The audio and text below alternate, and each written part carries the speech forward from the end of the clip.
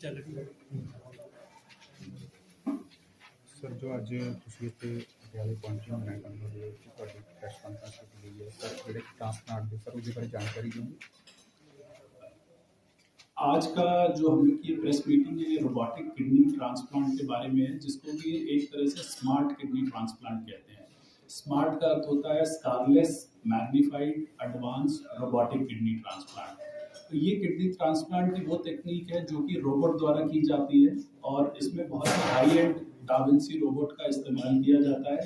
इसके प्रमुख फायदे ये हैं कि इसमें मरीज की हीलिंग बहुत अच्छी होती है, उसकी रिकवरी बहुत जल्दी होती है, ब्लड लॉस बहुत कम होता है और उसको किसी भी मसल को काटने की जरूरत नहीं पड़ती।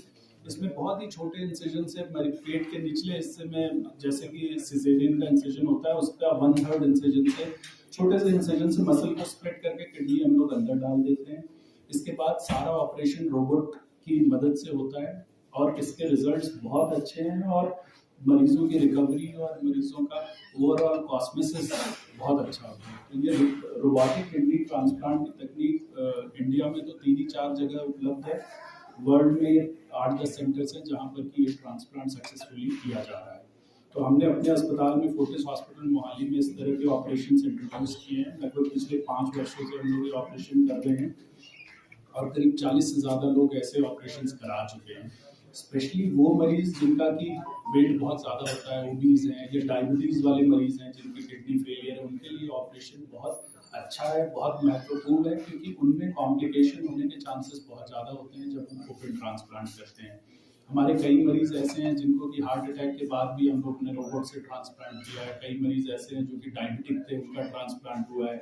कई मरीज ऐसे थे जिनको कि स्टेंट पड़ा है हार्ट में, उनका ट्रांसप्लांट हुआ है। कई मरीज बहुत हैवी वेट वाले थे, 130-140 किलो, उनका ट्रांसप्लांट हुआ है। तो ऐसे डिफिकल्ट पेशेंट्स में ये बड़ी अच्छी टेक्निक है और इसके रिजल्ट्स बहुत अच्छे हैं और मरीजों की रिकवरी बहुत अच्छी और क्विक होती है। कितने सक्सेस रेशियो कितनी करंदी मतलब लगभग ओपन ट्रांसप्लांट जितनी है और रिकवरी ओपन ट्रांसप्लांट से बहुत ज़्यादा बेटर होती है।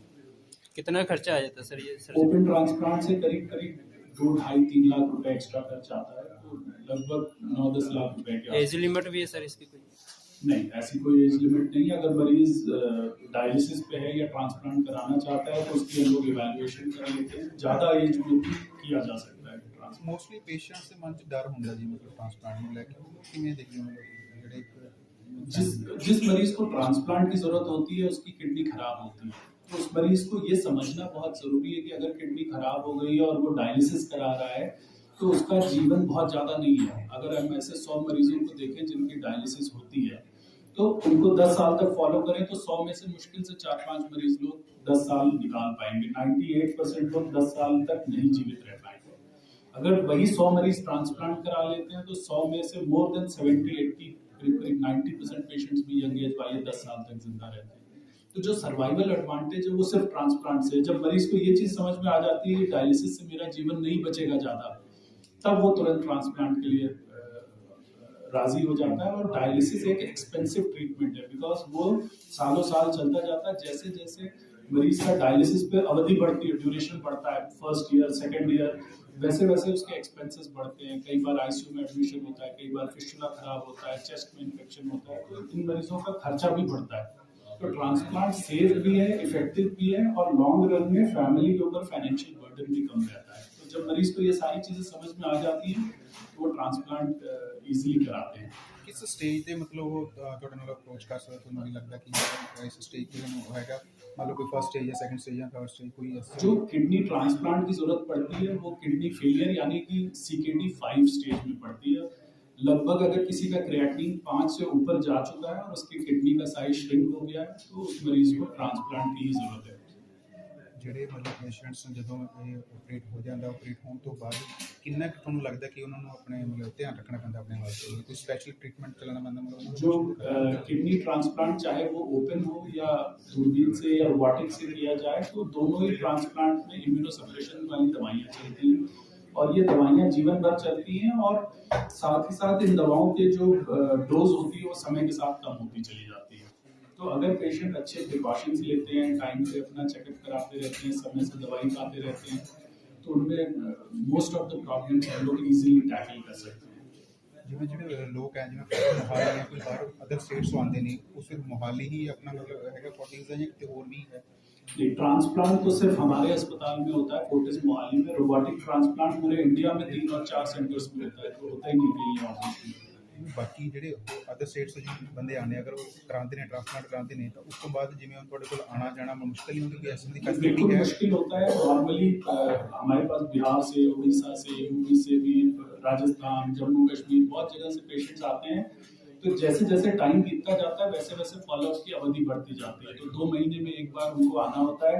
अगर किसी कारणवश मरीज नहीं आ पाता तो टेलीमेडिसिन या टेलीकंसल्ट की फैसिलिटी है। कोविड के बाद तो ये बहुत क्लियर है, और उसमें मरीज कंप्यूटर द्वारा या फोन द्वारा डॉक्टर से संपर्क कर सकते हैं। हम लोग बहुत सी कंसल्टेशन ऐसी देते हैं। ठीक है, थैंक यू। 7999634444 ये 2 नंबर्स हैं, ये मेरे ऑफिशियल ट्रांसप्लांट कोऑर्डिनेटर्स के नंबर हैं। लास्ट में 2222 या 4444। अगर मरीज दवाएं समय पे लेता है, समय समय पे अपने चेकअप कराता है, तो ट्रांसप्लांट के बाद life expectancy should be as normal as normal person. तो डाइट रिस्ट्रिक्टेड होती है, उसका फ्लूइड बॉडी में ज्यादा रहता है, तो ये सब चीजें बड़ी इंपॉर्टेंट होती हैं, जिसकी वजह से जो ओबीस मरीज होता है वो वेट लूज नहीं कर पाता। जब ट्रांसप्लांट होता है तो उसके बाद बहुत इजीली और अच्छे तरीके से होता है। ट्रांसप्लांटेशन के बाद उसकी पर्सनालिटी भी इम्प्रूव हुई। आप पहचान नहीं सकते, you can't recognize इडियट आना जो because the technology is not cheap. It's a huge machine which costs several crores. The learning curve is very steep.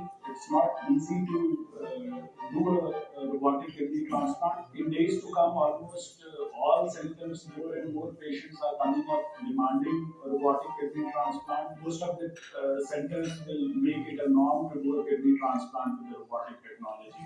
At this point of time, only a very few select centers in the world are offering this facility. But I'm sure in times to come, more and more centers will acquire the necessary skills and infrastructure, because the benefits of a robotic transplant are immense. As a surgeon, I feel it is less traumatic to the patient. There is very small incision, which almost is invisible after a certain period of time. More importantly, since the incision is small, it causes less blood loss to the patient, less weakness to the patient. There are no muscles which are cut in this surgery, and we are able to conveniently place this kidney in the patient without causing much trauma to his body. It was almost very, very difficult or almost impossible, such as morbidly ill patients.